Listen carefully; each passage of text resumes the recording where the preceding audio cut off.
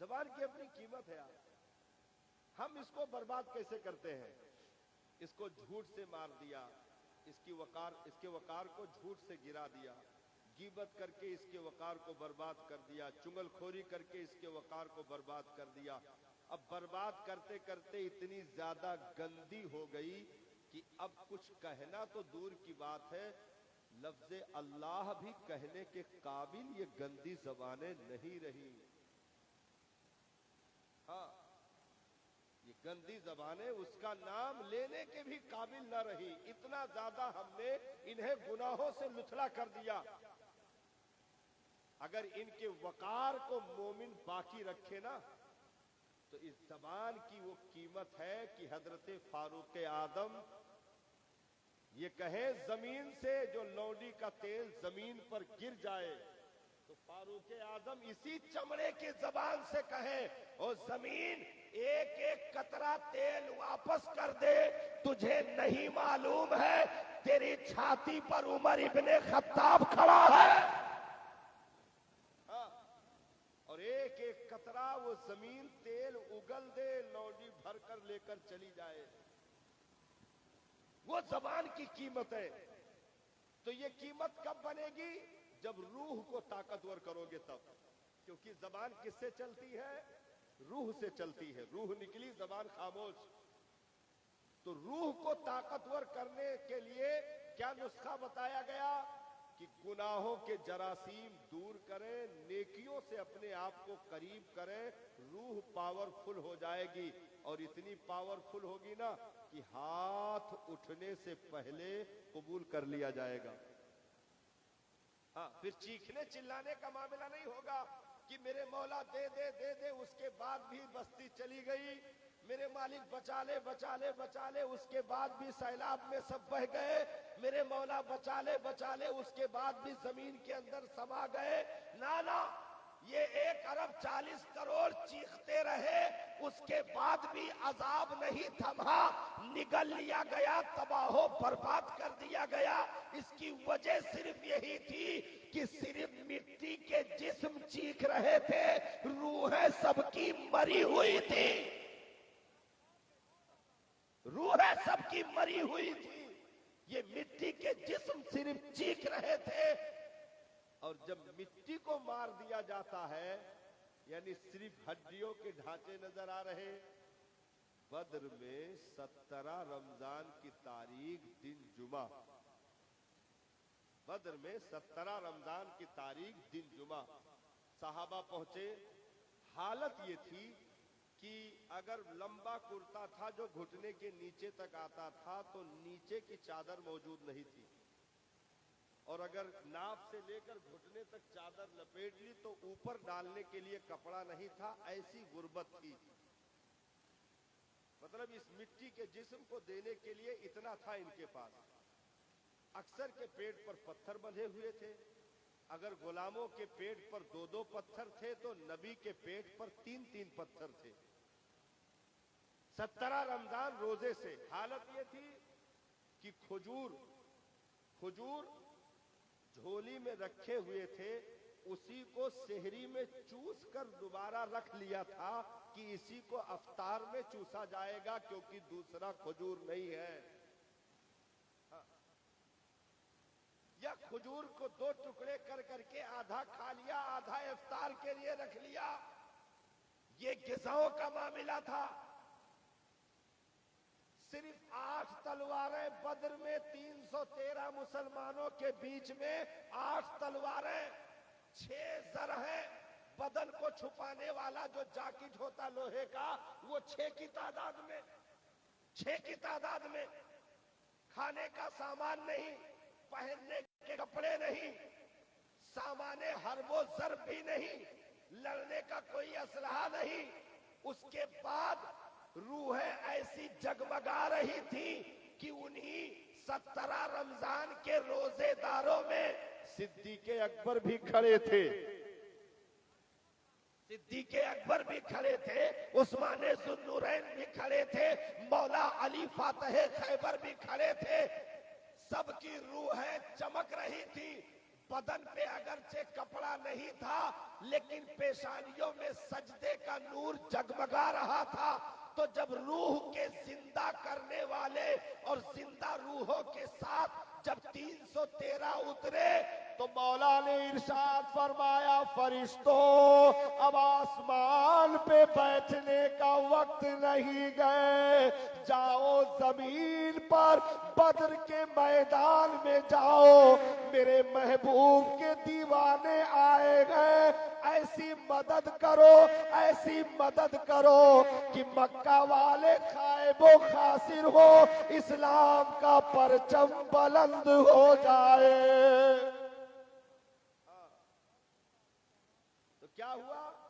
5000 فرشتوں کو بھیج کر کے اللہ تعالیٰ نے مدد فرمائی.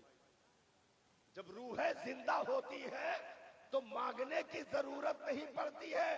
یارا مانگا وہاں جاتا ہے جہاں سنا نہ جائے, کنڈی کھٹکھٹائی جائے, گھنٹی بجائی جائے, ڈور بیل بجایا جائے کہ مالک اندر تک آواز پہنچ جائے تو اپنی صدا ہم بتائیں, اپنی بپتا بتائیں, اپنے دکھ کو سنائیں, پھر کہے مالک کچھ مدد کرو ننگے ہیں, مالک مدد کرو کئی دن کے بھوکے ہیں.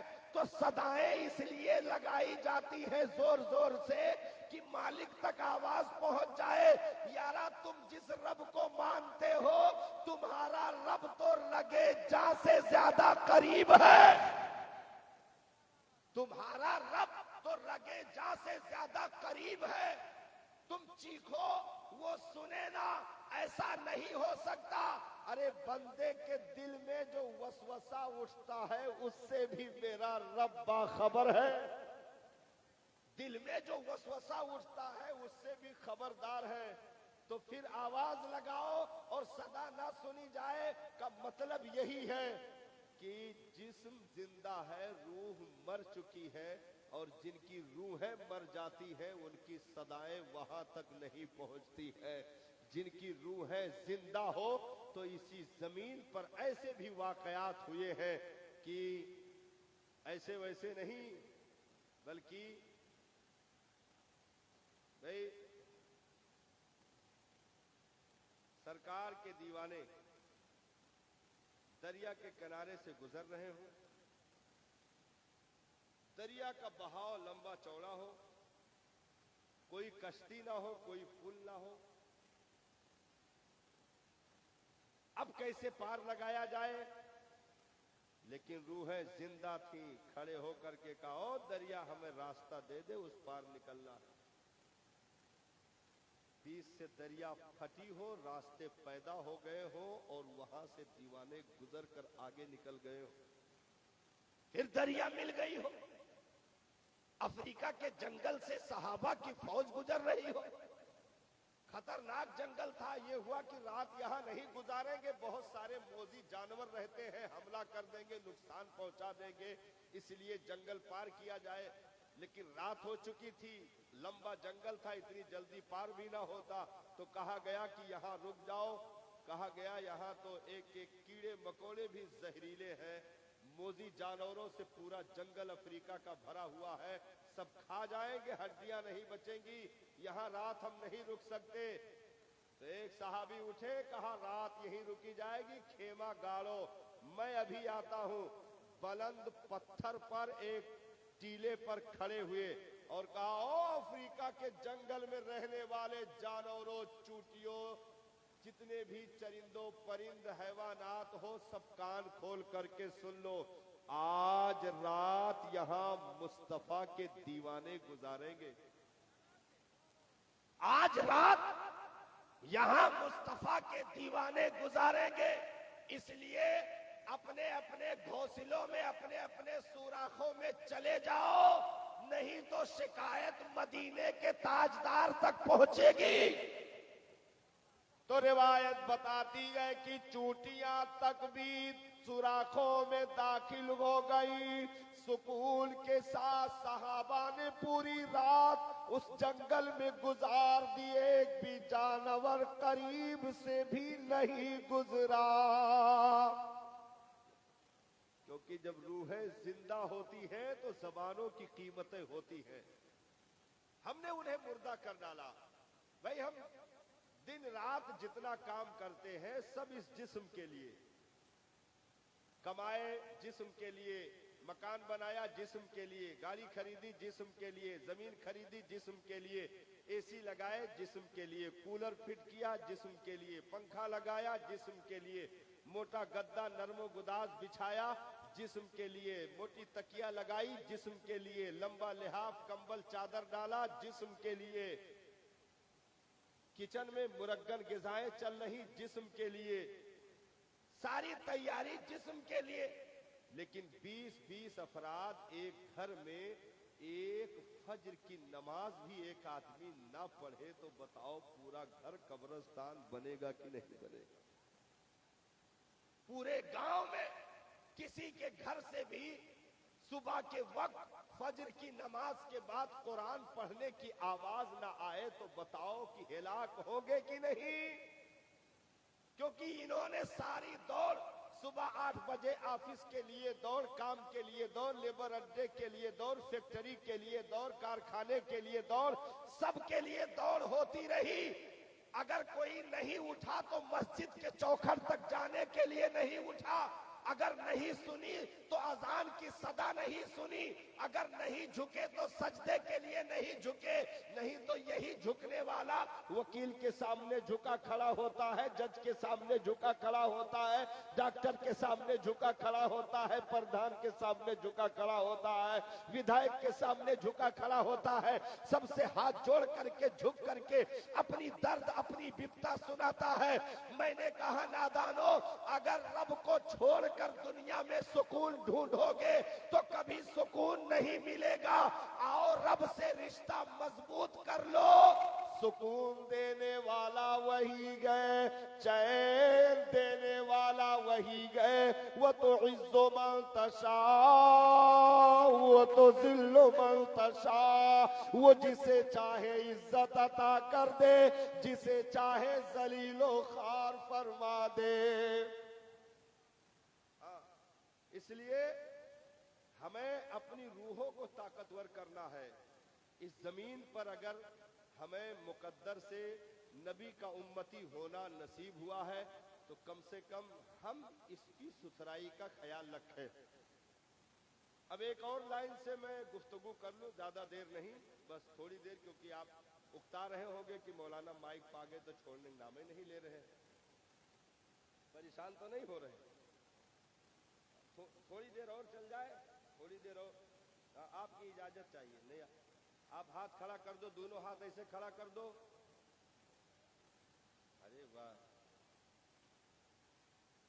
تقریر میں بتاؤں صحیح معنوں میں ابھی شروع نہیں ہوئی. تقریر ابھی شروع نہیں ہوئی ہے، کیونکہ قالینیں جتنی سرخ نظر آتی ہیں مولانا کا موڈ ویسے کھسک جاتا ہے. ہم ترچھا ہو کے کیوں بول رہے ہیں؟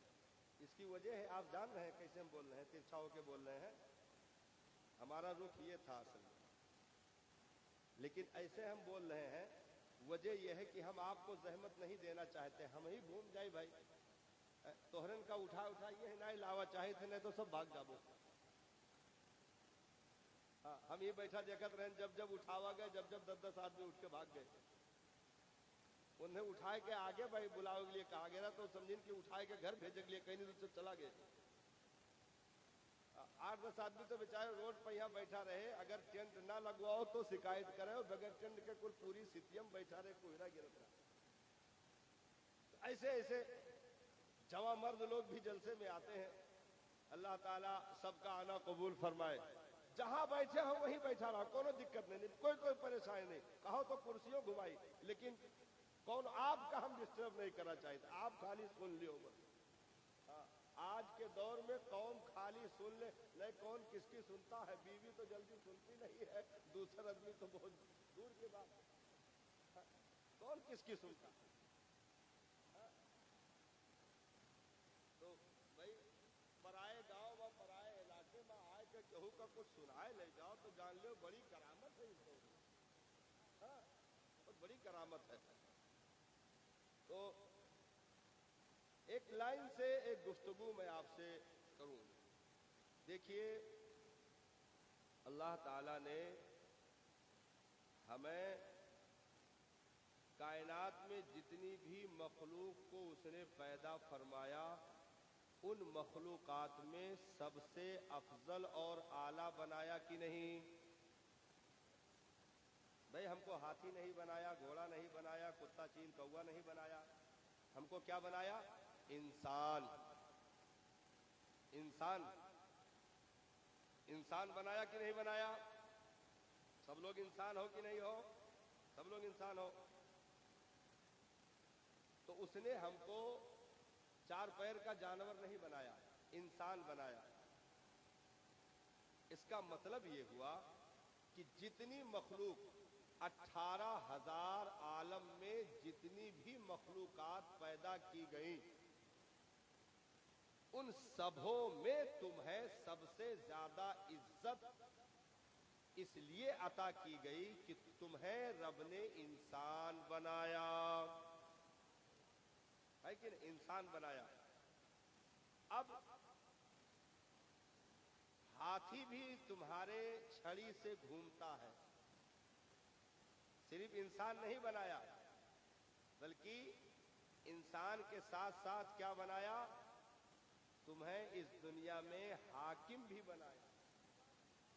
ہاں، تمہیں اس دنیا میں حاکم بھی بنایا کہ تم ساری مخلوق پر حکومت کر سکتے ہو، تم پر کوئی حکومت نہیں کر سکتا۔ شیر کو پنجرے میں بند کرنے کا ہنر تمہیں دیا، ہواؤں کو ٹائروں میں قید کرنے کا ہنر تمہیں دے دیا، سورج کی روشنی قید کرنے کا ہنر، چاند کی روشنی کیا چاند پر پہنچنے کا ہنر دے دیا، ہے کہ نہیں؟ دیا کہ نہیں دیا؟ تم چاہو تو مورٹین لگا کے مچھر کو تباہ و برباد کر دو، ہے نہیں؟ کرتے ہو کہ نہیں کرتے ہو؟ ہاں، بہت خوش ہوتے ہو جب چھٹپٹاتا ہے تو کہا دو پیسہ وصول۔ جو چار مچھر گر کے جب تڑپت ہے تو کہا دو پیسہ وصول ہے، اثر کر رہا ہے۔ تو تمہیں ہر چیز کی طاقت دی گئی، تم دریاؤں کا کلیجہ چیر کر کشتیوں پر بیٹھ کر صرف ایک دو آدمی نہیں، پورا پورا شہر جا سکتا ہے۔ جا سکتا ہے کہ نہیں؟ اسٹیمر بڑی بڑی پانی والی جہازوں کے ذریعے جاتا ہے کہ نہیں جاتا ہے؟ تمہیں اتنی طاقتیں دے دی کہ تم دریاؤں کا سینہ چیر کر نیچے اتر جاؤ اور اس کی تہ میں چھپی ہوئی موتیوں کو تلاش کر لو۔ کیا کیا طاقتیں تمہیں دی؟ کیونکہ تم کو انسان بنایا اور حاکم بنایا، اس کائنات میں تمہیں حاکم بنایا، انسان بنایا۔ کتنی بڑی طاقت و قوت اللہ تعالیٰ نے تمہیں عطا فرمائی، ہر ایک چیز پر تم قبضہ جما سکتے ہو۔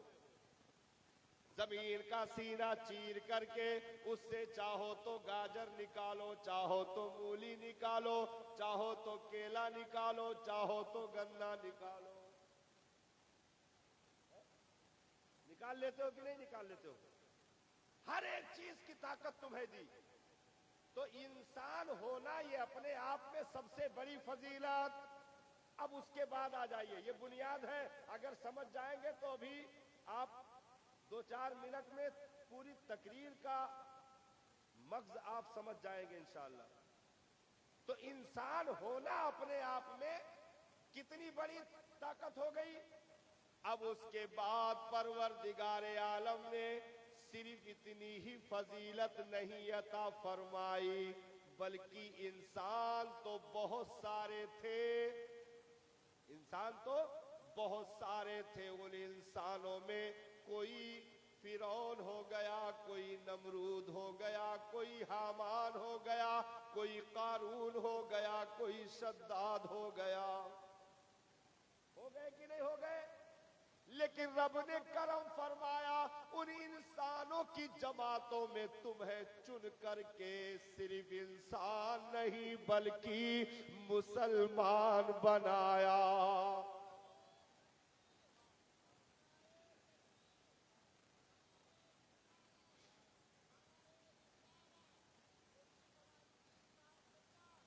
انسانوں میں تو کرامت تھی ہی. بھائی دیکھیے جیسے ایک آدمی شیر کو پنجرے میں کرنے کا ہنر رکھتا ہے تو اس میں مسلمان ہونا ضروری نہیں ہے. ہاتھی کو اپنے حکومت میں رکھے تو اس کے لیے مسلمان ہونا ضروری نہیں ہے, کوئی بھی کر سکتا ہے, انسان ہونا ضروری ہے کہ نہیں؟ اس کے لیے انسان ہونا ضروری ہے. انسان ہے تو ان چیزوں پر حاکم ہے, انسان ہے تو ان چیزوں پر حاکم ہے. تو انسان ہونے کے لیے, ان چیزوں پر حکومت کرنے کے لیے مومن کافر سب برابر ہے. نہیں, جیسے ایک صدیقی صاحب شیر کو پنجرے میں کر سکتے ہیں, ویسے ایک ٹھاکر بابل پنڈت برادری کا بھی آدمی شیر کو پنجرے میں کر سکتا ہے. اس کے لیے مسلمان ہونا ضروری نہیں ہے. کسی بھی برادری کا ہو, کسی بھی ذات پات کا ہو, وہ دریا پر کشتی چلا سکتا ہے, ہوا میں جہاز اڑا سکتا ہے, چاند تک پہنچ سکتا ہے. اس کے لیے مسلمان ہونا ضروری نہیں ہے. لیکن اب پروردگار عالم نے ان انسانوں کی بھیڑ میں, انسانوں کے ان بھرے مجمع میں تمہیں چن کر کے صرف انسان نہیں مسلمان بنایا. تو اب مسلمان میں بھی عام معاملہ ہوا, مسلمان میں بھی عام معاملہ ہوا. اب وہ مسلمان حضرت آدم کی امت میں بھی جا سکتا ہے, وہ مسلمان حضرت موسیٰ کی امت میں, حضرت عیسیٰ کی امت میں, حضرت کلیم کی امت میں, حضرت ذبیح کی امت میں, کسی بھی امت میں ہو سکتا ہے. صرف مسلمان بنایا تو کسی بھی امت میں جا سکتا ہے, یہ بھی عام مسئلہ ہے. لیکن اس نے مسلمان بنانے کے ساتھ ساتھ کسی اور نبی کا نہیں, بلکہ ہمیں اپنے محبوب کا امتی بنایا. بھائی حضرت عیسیٰ کے دور میں کیا مسلمان نہیں تھے؟ مختصر تھے لیکن تھے. حضرت موسیٰ کے دور میں بھی مسلمان تھے, ایمان لانے والے لوگ تھے کہ نہیں تھے؟ حضرت ابراہیم کے دور میں بھی مسلمان. تو مسلمان صرف ہونا یہ عام بات ہے, کسی بھی نبی کے امت میں جا سکتا ہے. لیکن رب نے صرف مسلمان ہی نہیں بنایا, بلکہ مسلمان ہونے کے ساتھ ساتھ اپنے محبوب کا امتی بنایا. اور صرف امتی ہی نہیں بنایا, جتنی امتیں بنی ان امتوں میں ہمیں آخری امت بنایا. کہ ہم سب کے عیب جانتے گئے, ہمارے بعد کوئی آئے گا نہیں, اس لیے ہمارا عیب کوئی بیان نہیں کر سکتا. وہ چھپا کر کے رکھا گیا. تو اب رب نے ہمیں کس قدر عزت عطا فرمائی ہے کہ نہیں؟ عزت پہ عزت عطا فرمائی کہ نہیں فرمائی؟ دولت ایمان دیا, اپنے محبوب کا امتی بنایا, انسانوں کی جماعت میں رکھا, یہ سارے پوسٹ عطا فرمائے. اچھا ایک اور چیز, یہ تو پیدا ہونے کے بعد یہ خصوصیت, پیدائش میں بھی اس نے ہماری ستھرائی کا بڑا اہتمام فرمایا, بڑا خیال رکھا. جیسے ماں کے شکم میں گئے, 9 مہینے کا وقت گزارا, تو ایسا تو نہیں کہ وہاں بغیر غذا کے رہے, بغیر خوراک کے رہے. نہیں, خوراک وہاں بھی دی جا رہی ہے. ماں کے پیٹ میں بھی غذا بچے کو ملتی گئے, لیکن وہ خون کے شکل میں ہوتا گئے جو ناپاک ہے. تو پروردگار عالم نے منہ کے حصے کو اس ناپاک کے گزرنے سے پاک رکھا, اور ماں کے پیٹ میں منہ کا راستہ بند فرما دیا. بولو, سمجھ جاؤ, بنیادی چیز اگر سمجھ گئے تو تقریر کا بھی مغز سمجھ جاؤ گے انشاءاللہ. بنیادی چیز ہے یہ. ماں کے پیٹ میں منہ کا راستہ بند ہوتا ہے کہ نہیں بند ہوتا ہے؟ بند ہوتا ہے. کہاں سے غذا دی جاتی ہے؟ ناف کے ذریعے سے. ماں کے بدن کا خون नाफ के जरिए से पहुंचाया जाता गए और मुंह का रास्ता बंद रखा जाता गए, क्योंकि इसी मुंह से ये दुनिया में जाने के बाद मेरा नाम पुकारेगा, इसलिए इसे नापाक नहीं होने देना। इसकी पाकी को बरकरार रखा और पूरी ग़िज़ा उसने नाप से 9 महीने अता फरमाई।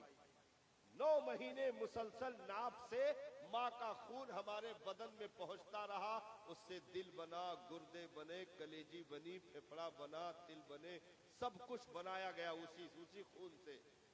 और जब दुनिया में आए तो अब ये नहीं कि नाफ का रास्ता खुला रखा जाता, क्योंकि अब भी माँ का खून ही उसे मिलने वाला है।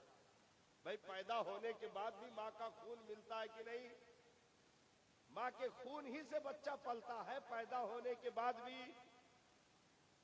तो अब उसे नाफ से पहुंचाया जाता नहीं, नाफ का रास्ता बंद कर दिया, मुंह का रास्ता खोल दिया। तो अब खून जाना गए तो मुंह नापाक हो जाएगा, पाक कैसे रहेगा?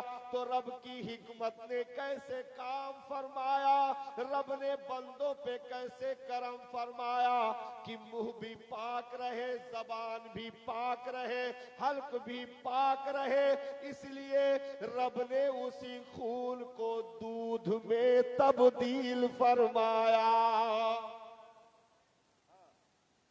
उसी खून को दूध का नाम दे दिया गया और दूध को पाक फरमाया। और माँ के पिस्तान से पहली ग़िज़ा पाक, तय्यब, सुथरी चीज, सबसे ज्यादा ताकतवर चीज इस जबान के जरिए उतारी। ये इत्मीनान करके उसने बता दिया, मेरे बंदे जैसे मैंने इसे सुथरा रखा गए, अब जिंदगी भर इसे पाक रखने की तेरी जिम्मेदारी गए। जैसे मैंने इसकी सुथराई का एहतमाम किया है, तो तुझे अपनी जिंदगी में इसे पाक रखना है। तो अब इससे वही गुजरे जो हलाल हो। अगर हराम गुजारा तो हमने गोया खून से भी ज्यादा गंदी चीज मुंह में डाल दी। फिर मुंह नापाक हुआ कि नहीं हुआ? गंदा कर दिया हमने।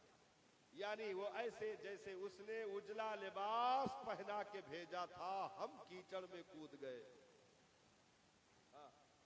उसने उजला लिबास पहना के भेजा था, हम कीचड़ में उतर गए।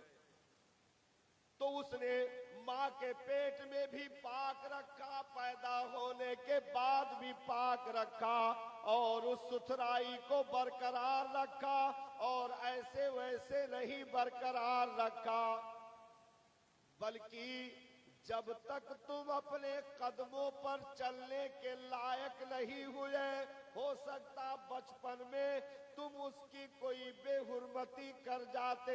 इसलिए जब तक तुम खुद से नहीं संभले, माँ को संभालने की ड्यूटी लगाई और माँ के दिल की धड़कनें तुम्हारे दिल की धड़कनों से करीब कर दिया कि तुम रात में भी रो, घर में कोई नहीं जगेगा, माँ की आंख पहले खुल जाएगी।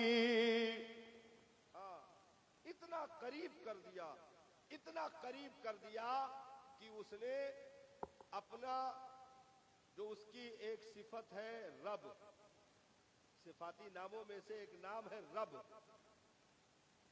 रब के माने पालने वाला, परवरिश करने वाला।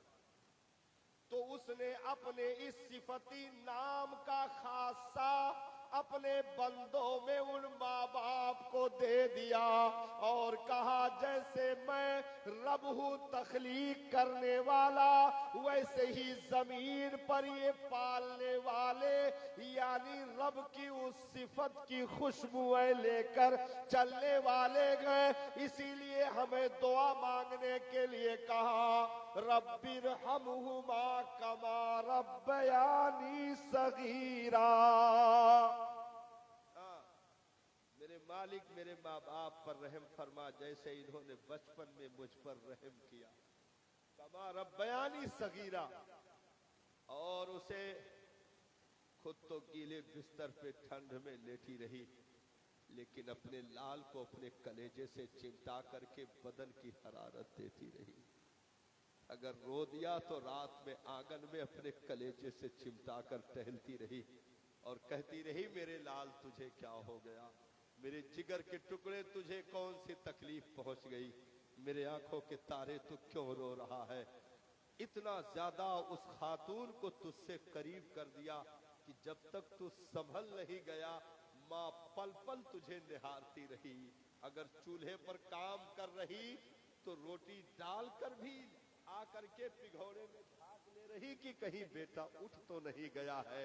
यानी निगाह अगर चूल्हे पर हांडी पर होती है तो कान तेरी आवाज की तरफ होते हैं कि बेटा कहीं रो तो नहीं रहा है। अगर जरा रो दिया तो रोटी छोड़ करके दौड़ लगा देती है और तुझे उठाकर कलेजे से चिमटा लेती है। ऐसे के लिए इनाम भी बहुत भारी होना चाहिए था। तो रब ने कहा, लोग जन्नत में जाएंगे, मैं जन्नत तेरे तलवे में छुपा दूंगा। उसके लिए फिर इनाम भी बड़ा रखा कि लोग जन्नत में जाएंगे, जन्नत तेरे पास आ जाएगी, मैं तेरे तलवे के नीचे जन्नत को छुपा करके तुझे मोहतरम कर दूंगा। क्योंकि आज जिसको कलेजे से लगा करके तू अपने जिस्म की हरारत दे रही है, कल बूढ़ी हो गई, ये जवान हो गया, कहीं बेवफाई ना कर जाए और अपनी जन्नत काबा में ना तलाश करने लगे। इसलिए मैंने वो जन्नत तेरे कदम के नीचे छुपा दी है कि ये लाख काबे का हज करेगा, जन्नत कहीं और नहीं, तेरे ही तलवे के नीचे मिलेगी, तेरे ही कदमों के नीचे मिलेगी। इसीलिए उसने कहा कि अगर उस माँ को राजी करके नहीं आया तो लाखों रकात नमाजें तेरे मुंह पर फेंकी जाएंगी, क्योंकि जब तक वो कोख में रखने वाली राजी नहीं होगी उस वक्त तक तेरा रब भी तुझसे राजी नहीं हो सकता है, तेरा नबी भी तुझसे राजी नहीं हो सकता है। ऐसी माँ की मोहब्बतों को और लफ्ज़े माँ में ही इतना प्यार दे दिया कि ये शब्द, ये लफ्ज किसी से भी जुड़ जाए मोहब्बत टपकती है। हाँ, मैंने बिल्ली को देखा, माँ बनती है। जानवरों में भी जिनको माँ की सिफतें मिलती हैं उनका प्यार देखने वाला होता है, प्यार देखने वाला होता है। मैंने देखा जानवर जख्मी है, एक्सीडेंट हो गया, मोटरसाइकिल चढ़ गई, उसके कमर की हड्डी टूट गई, यहां से मोटरसाइकिल चढ़ी थी, कमर की हड्डी टूट गई, पैर उठ नहीं रहा था, आगे वाले पैर से पिछला हिस्सा घसीट कर चल रहा। मैंने देखा, मेरी आंखें भर आई, घसीट कर चल रही थी, लेकिन उसके 6 बच्चे मौजूद थे। उस कुतिया के, उस जानवर के 6 बच्चे बहुत छोटे छोटे थे, जो अभी बराबर आंखें भी नहीं खुली थी। कमर घिसट घिसट करके गली में वो अपना पेट पालने के लिए कुछ खा पी करके जाती और बच्चों को अपने से चिमटा करके बैठ जाती और अपनी तकलीफ, कमर के रीढ़ की हड्डी टूटने का दर्द भूल जाती और उन्हें जबान से बच्चों को चाट चाट करके करीब करती। मैंने कहा, माँ शब्द में कितनी रहमत रख दी है मेरे रब, माँ शब्द में कितनी रहमत रख दी है मेरे रब ने। बिल्ली के दांत बड़े नोकीले होते हैं, अगर लग जाए तो आदमी की खाल फट जाए, हाँ, अगर दबा दे तो हड्डी तक कट जाए, इतने नोकीले होते हैं। लेकिन मैंने उसी बिल्ली को देखा اپنے منہ سے اپنے بچے کو پکڑ کر ایک جگہ سے دوسری جگہ لے جا رہی تھی، اٹھا اٹھا کر کے رکھ کے آ رہی تھی، لیکن اس کے بدن میں دانت کا لگنا تو دور کی بات ہے، اس کے روئے بھی ادھر ادھر نہیں ہو رہے تھے۔ اسی منہ سے بھر کے پکڑ کے لے جا رہی تھی، لیکن بچے ذرا چیخ بھی نہیں رہے تھے، روئے بھی ادھر ادھر نہیں ہو رہے تھے، کہیں نشان بھی دانت کا نہیں پڑ رہا تھا۔ میں نے کہا یہ دانت کے تیکھے پن کہاں چلے گئے؟ تو کہا اسے ممتا کی چادر نے چھپا لیا ہے، ممتا کی چادر نے چھپا لیا ہے۔ تو رب نے ایسے رحم و کرم کرنے والی عورت کو، خاتون کو تجھ سے قریب کر دیا، پاکی کا ستھرائی کا خیال رکھا، اور ارشاد فرمایا میرے بندے جوان ہونے کے بعد نہ مجھے بھولنا نہ اسے بھولنا، ہاں نہ مجھے بھولنا نہ اسے بھولنا۔ میں نے رحم کرنا اس کے دل میں ڈالا، اس نے تیرے ساتھ رحم کیا، تو اب میرے حضور سجدہ اگر کرنا تو اس کے بھی تلوے کو جا کر گھر میں چوم لینا، تاکہ میری رحمتیں مچل جائیں اور میں تیرے وجود پر برکتوں کی برکھا برسا دوں۔ تو اپنے اس ستھرائی کا خیال رکھنا، جو میں نے ماں کے پیٹ میں اس زبان کو، اس حلق کو، اس منہ کو پاک رکھا، پیدا ہونے کے بعد بھی میں نے پاک رکھا، تو اس کی پاکی کا خیال رکھنا۔ اب ہم جوان ہو گئے، سوسائٹی بدل گئی، لوگوں کے ساتھ اٹھنا بیٹھنا چینج ہو گیا، اور ہوتے کرتے معاذ اللہ نوجوان نے اسی پاک منہ میں بیئر بار، شراب اور کیا کہا ہوتا ہے جو بھی حرام، جو خنزیر کے گوشت سے بھی زیادہ غلیظ ہوتے ہیں، ایسی گندی چیز کو اٹھا کر کے اس نے اس منہ میں ڈال کر کے پوری پاکی کو برباد کر دیا۔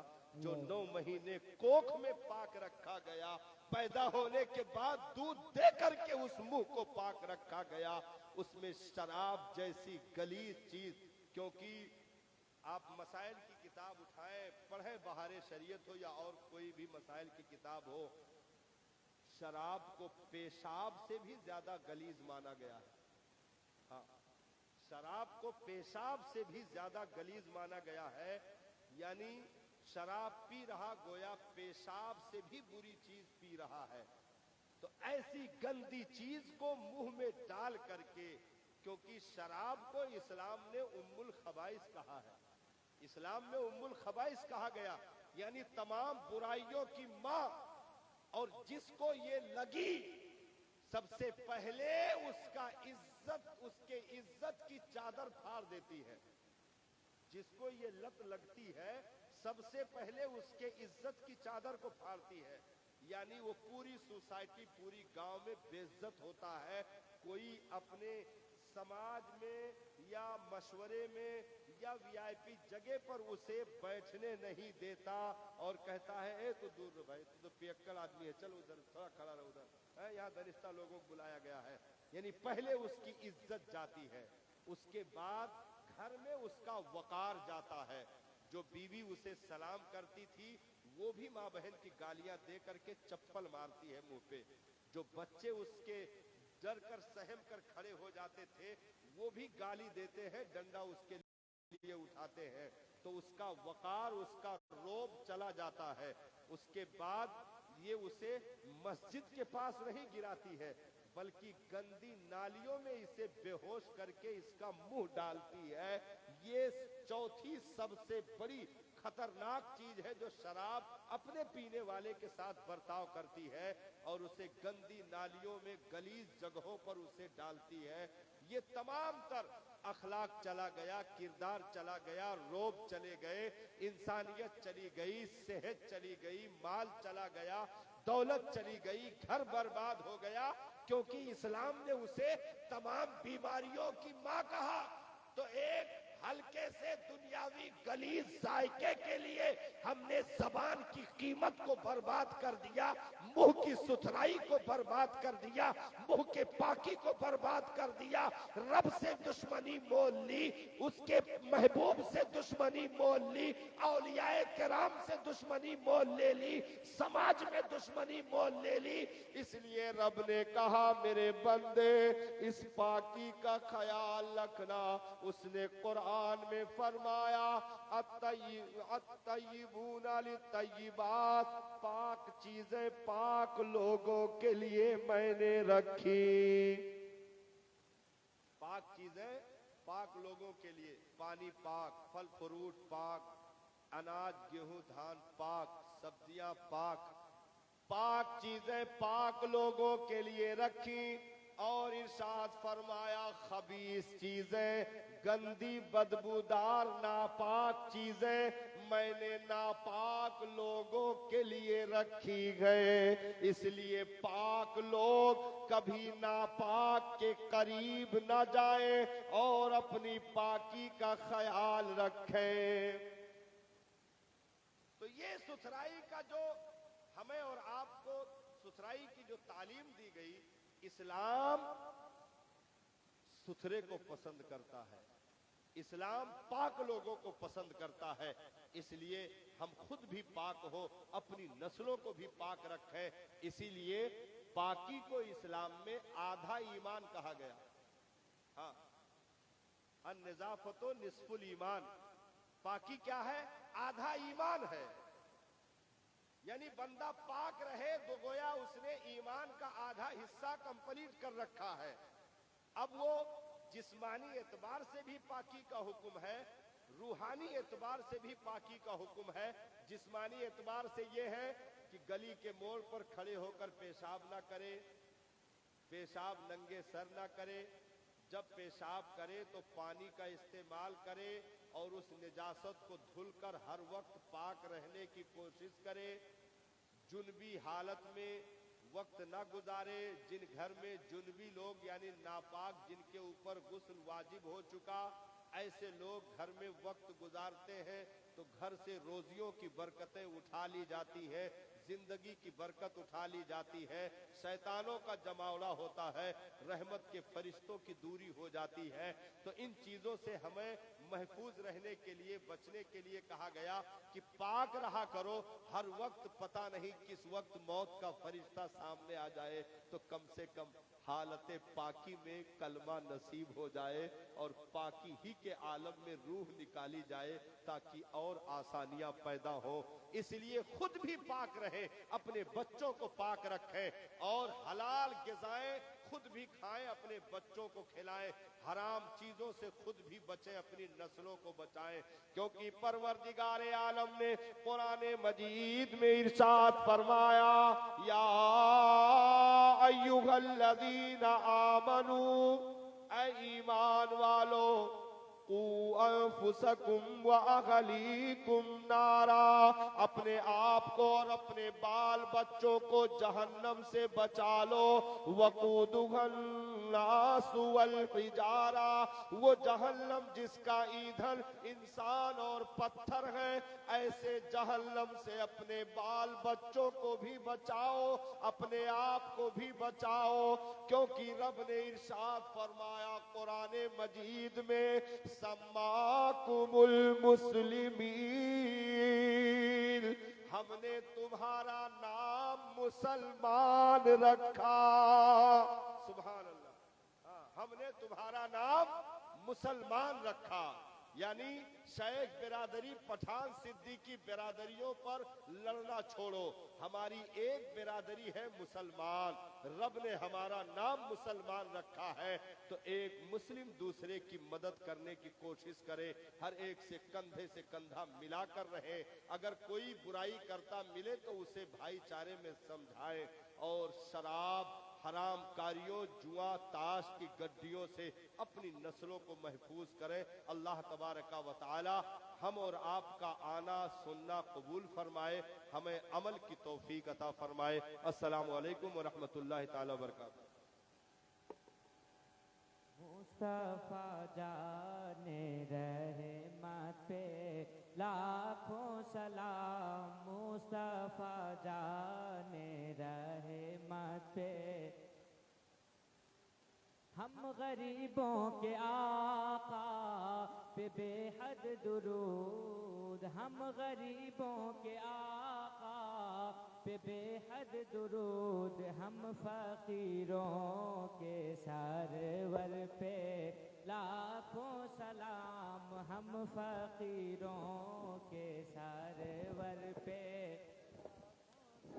جس نے دیوا کی نگری کو روشن کیا، جس نے دیوا کی نگری کو روشن کیا، وارث دین و ملت پہ لاکھوں سلام، وارث دین و ملت پہ لاکھوں سلام، غوث و خواجہ رضا حامد و مصطفیٰ، غوث و خواجہ رضا حامد و مصطفیٰ، پنجے گنجے ولایت پہ لاکھوں سلام، پنجے گنجے ولایت پہ لاکھوں سلام، مجھ سے خدمت کے قدسی کہیں ہاں رضا، مجھ سے خدمت کے قدسی کہیں ہاں رضا،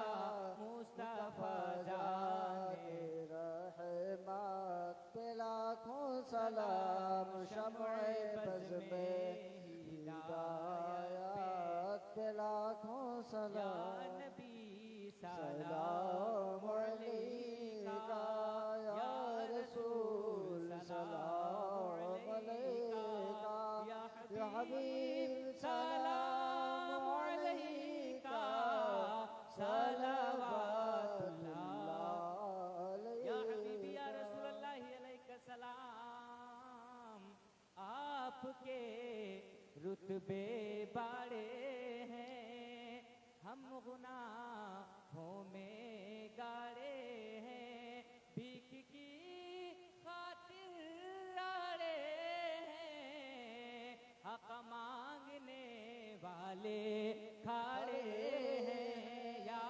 نبی سلام علیکہ یا رسول، سلام علیکہ یا حبیب، سلام علیکہ، صلوات اللہ علیکہ،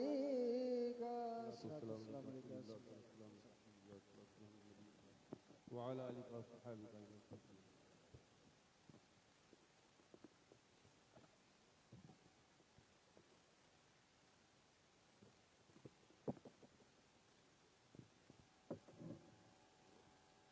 حمد بے حد ہے جنابی کی دیا کے واسطے تحفہ صلوات و شاہ مصطفیٰ کے واسطے، یا میرے اللہ جملہ انبیاء کے واسطے، حاج سے واللہ ملک الاولیاء کے واسطے، پڑھتا ہے اہل بیت چار یاروں کی ضرور، پھر ادب سے ہاتھ اٹھا اپنی دعا کے واسطے اور دیا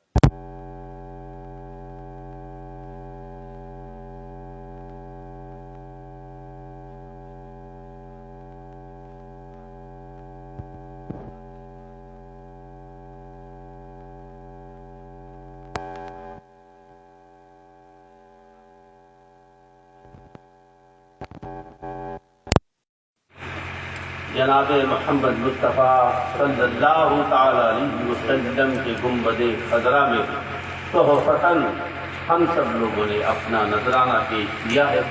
اے باری تعالیٰ قبول فرما لے، اپنی رحیم